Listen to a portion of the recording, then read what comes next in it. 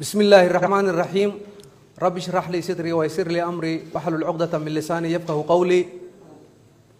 رئيس الوزراء حكومة فدرالك الصومالية مدحوينياشي هوري دلك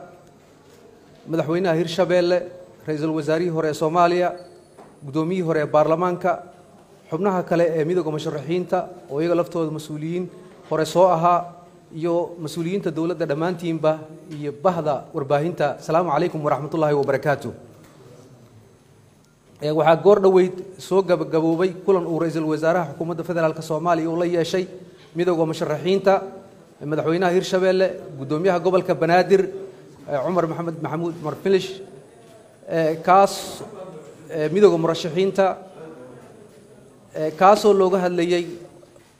si aan baqaadida heshiiskii 25 Febraayo halkan lagu gaaray kaas oo ummadda Soomaaliyeed ay si weyn u soo dhaweeyeen kulanka maanta oo muddo socday sidaad arkayseen waxa uu soo dhamaaday oo uu ku soo dhamaaday niyad wanaag iyo is-afgarad waxaana la isku raacay dhismaha laba guddi sidaa darteed ra'iisul wasaaraha xukuumadda federaalka Soomaaliya mudane Maxamed Xuseen Rooble waxa uu magacaabay labadan guddi oo sidoo kale la isku raacay guddiga qabanqaabada banaanbaxa nabadeed ra'iisul wasaaraha xukuumadda federaalka Soomaaliya markuu arkay qodobka 20aad ee dastuurka ku meel gaarka ee Jamhuuriyadda Federaalka Soomaaliya markuu arkay baahida loo qabay in la magacaabo guddiga qabanqaabada ee banaanbaxa nabadeed markii uu arkay magacaabidii xubnaha guddiga qabanqaabada banaanbaxa nabadeed ee ay soo gudbiyeen midowga murashaxiinta markii uu tixgeliyay qodobadii ka soo baxay wada hadalladii u dhaxeeyay ra'iisul wasaaraha xukuumadda federaalka Soomaaliya madaxweynayaasha dawlad goboleedyada Galmudug Hirshabeelle iyo gudoomiyaha gobolka Banaadir iyo midowga murashaxiinta markuu xeeriyay mudnaanta ay leedahay in la dhigi karo kulamo ama banaanbax nabadeed sida uu qabo dastuurka ku meel gaarka Jamhuuriyadda Federaalka Soomaaliya waxa uu ra'iisul wasaaruhu magacaabay xubnaha guddiga qabanqaabada ka shaqeynaya banaanbaxa nabadeed waxana ay kala yihiin mudane Xasan Xundubey Jimcaale mudane Umar Maxamuud Maxamed Umar Filish mudane Cabdiraxmaan Cabdishakuur Warsame mudane Daahir Maxamuud Geele Mustafa Sheekh Cali Dhuxulow waa mudane Mustafa Sheekh Cali Dhuxulow mudane Cabdiraxmaan Yuusuf Umar Al-Cadaala magacaabistaasi waa ra'iisul wasaaruhu waa uu saxiixay waana dhaqangal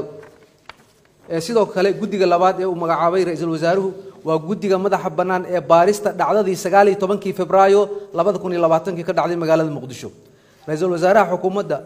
Jamhuuriyadda Federaalka Soomaaliya markuu arkay qodobka 99aad iyo 100aad ee dastuurka ku meel gaarka ee Jamhuuriyadda Federaalka Soomaaliya markuu arkay baahida loo qabo magacaabida guddi madax banaan oo ka kooban xukuumadda Jamhuuriyadda Federaalka Soomaaliya iyo midowga murashaxiinta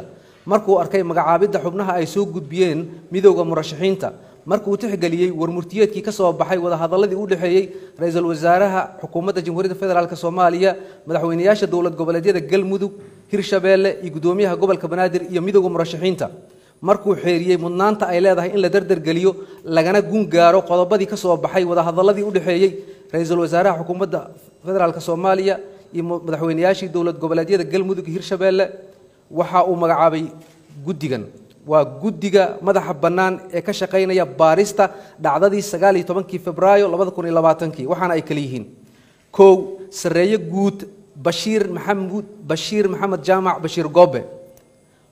Kolonel Maxamed Abdul Qaadir Xaaji sareeye guuto Cabdiraxmaan Maxamed Tuuryare sareeye guuto Maxamed Cali Bariise gaashaan la dhexe Yaasiin Cabdullaahi Maxamuud Xuseen Macallin Maxamuud magacaabidani waxay dhaqan galaysaa isla marka uu saxiixo ra'iisul wasaaraha xukuumadda federaalka Soomaaliya waana uu saxiixay waxaana lagu soo saarayaa faafinta rasmiga waa maasantihiin wabillahi tawfiiq